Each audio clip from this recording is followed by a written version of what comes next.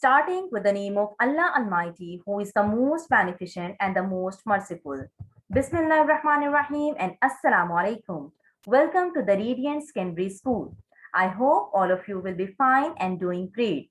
As we know that we have started the discussion of chapter number 1, that is about the introduction to biology. So today's topic of discussion is branches of biology.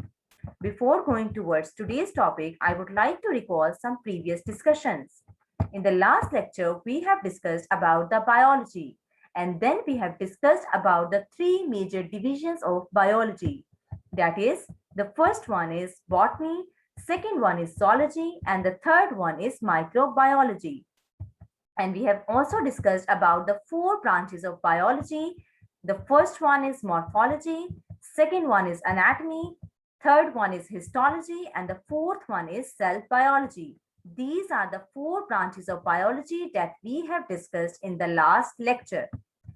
Now come towards the next few branches of biology that today we are going to discuss is physiology, genetics, embryology, taxonomy, and environmental biology. Today we are going to discuss about these 5 branches of biology in detail. So now let's discuss them one by one. The very first branch of biology that today we are going to discuss is physiology. As the term indicates, physio means function and logy means study. So we can define physiology as the branch of biology that deals with the study of function of different parts of living organism. We can define physiology as the branch of biology that deals with the study of function of different parts of living organism. So in this way, we can say that in this branch of biology, we are going to study about how the different parts of living organism, they are functioning. What is the function of different organs? For example, the function of liver. The main function of liver is detoxification. Detoxification means removal of toxic substances. So when we are going to study about the function of any part or any organ, for example, when we are going to study about the function of heart, that is to pump the blood. And when we are going to study about the function of stomach, that is to digest the food. It is included in the branch of biology that is the physiology. Now come towards another branch of biology that today we are going to discuss is genetics. We can define genetics as the branch of biology that deals with the study of genes. It means that in this branch of biology, we are going to study about genes.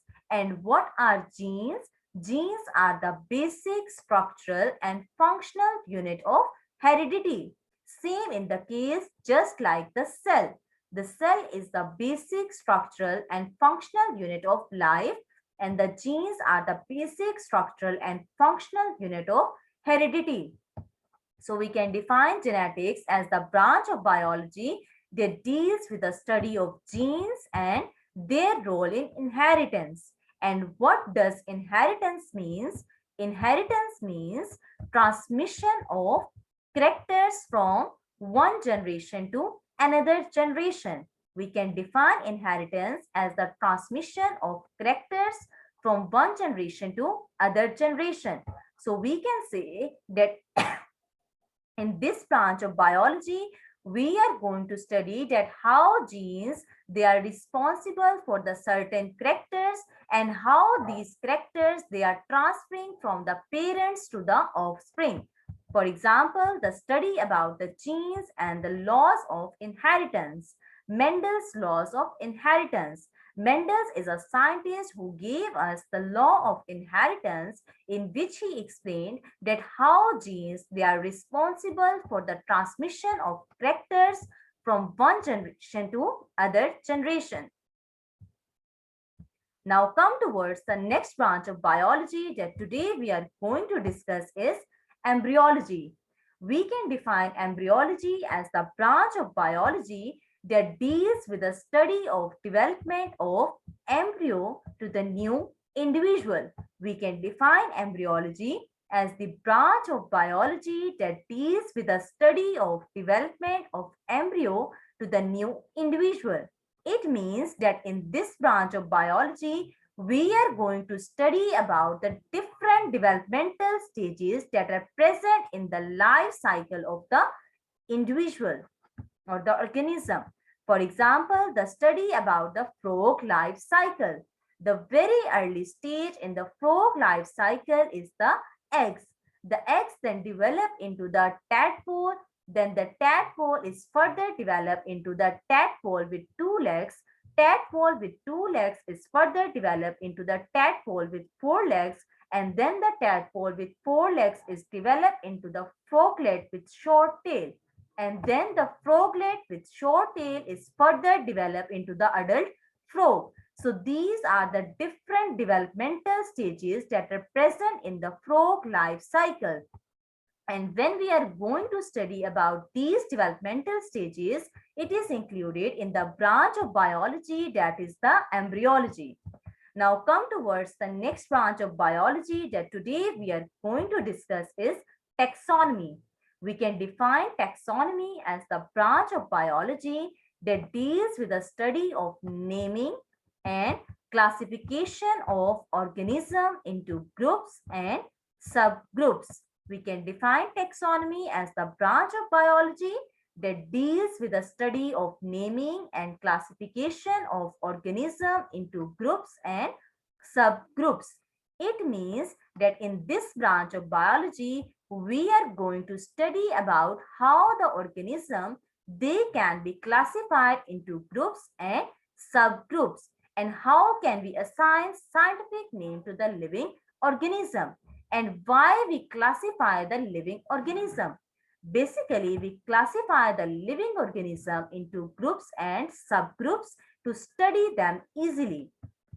For example, you can see here the taxonomic position of frog and humans.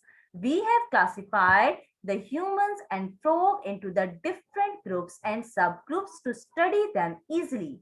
And we have also assigned the scientific name to these organisms.